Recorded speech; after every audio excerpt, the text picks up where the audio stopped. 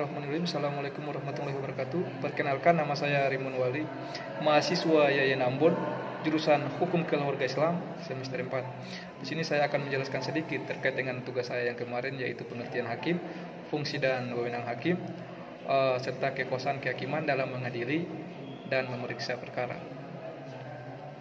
Oke, masuk saya kepada poin pertama, yaitu pengertian hakim. Hakim adalah pejabat yang melakukan kekuasaan kehakiman dan memimpin persidangan sebagaimana yang diatur dalam undang-undang. Hakim artinya orang yang mengadili perkara di pengadilan. Dalam menjalankan tugas dan fungsinya, hakim wajib menjaga kemandirian peradilan. Untuk istilah hakim sendiri itu berasal dari kata Arab, yaitu hakima, yang berarti aturan, peraturan, serta kekuasaan pemerintah. Ia yang memutuskan hukum bagi pihak yang dituntut. Oke, lanjut kepada poin kedua, yaitu fungsi dan wewenang hakim. Hakim memiliki tugas utama, yaitu menyelesaikan perselisihan hukum secara final dan terbuka. Secara tidak langsung, hakim menegaskan supremasi hukum. Hakim sebagai pejabat negara yang mempunyai wewenang kekuasaan yang signifikan dalam pemerintah. Mereka mengawasi prosedur persidangan yang diikuti dengan tujuan untuk memastikan konsistensi, ketidakberpihakan, dan juga penyalahgunaan wewenang. Selain itu, hakim dapat memberikan perintah kepada militer, polisi, atau pejabat pengadilan agar proses penyelidikan berjalan dengan lancar. Perintah itu dapat berupa penggeledahan, penangkapan, pemenjaraan, gangguan penyitaan, deportasi, dan tindak kriminal lainnya. Adapun pengadilan banding dan pengadilan tertinggi yang mempunyai kekuasaan lebih tinggi dari hakim, mereka dapat memeriksa kekuasaan seorang kehakiman.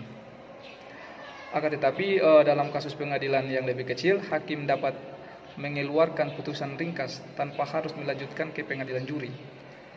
Dalam sebuah sistem melit atau hukum sipil seperti yang berlaku di benua Eropa, tidak ada juri dan hakim sebagai fact finder utama yang bertugas memimpin pengadilan, menilai dan memberikan hukuman. Dengan demikian, hakim diharapkan mampu untuk menerapkan hukum secara langsung, seperti dalam ekspresi Prancis, yaitu hakim adalah mulut hukum. Artinya bahwa dalam beberapa sistem investigasi dapat dilakukan oleh hakim yang berfungsi sebagai hakim pemirsa.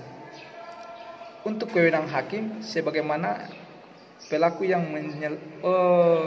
yang menyelenggarakan kekuasaan kehakiman seperti dalam pasal 1/8 Kitab Undang-Undang Hukum Acara Pidana atau kita kenal dengan KUHP, disebutkan hakim adalah pejabat peradilan negara yang diberikan wewenang oleh undang-undang untuk mengadili, di mana tugas dan wewenang hakim adalah untuk menerima, memeriksa, dan memutuskan perkara pidana berdasarkan asas bebas, jujur, dan tidak memihak di bidang pengadilan.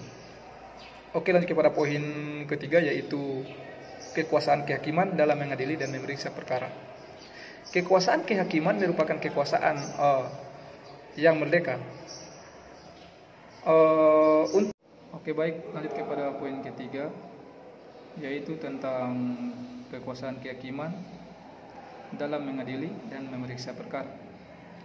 Kekuasaan kehakiman merupakan kekuasaan yang merdeka untuk menyelenggarakan peradilan guna untuk menegakkan hukum dan keadilan sebagaimana diatur dalam pasal 24 ayat 1 Undang-Undang Dasar pasca amandemen.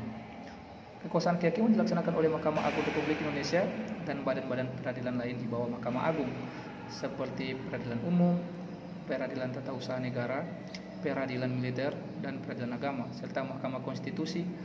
Itu terdapat dalam pasal 24 ayat 2 Undang-Undang Dasar 1945.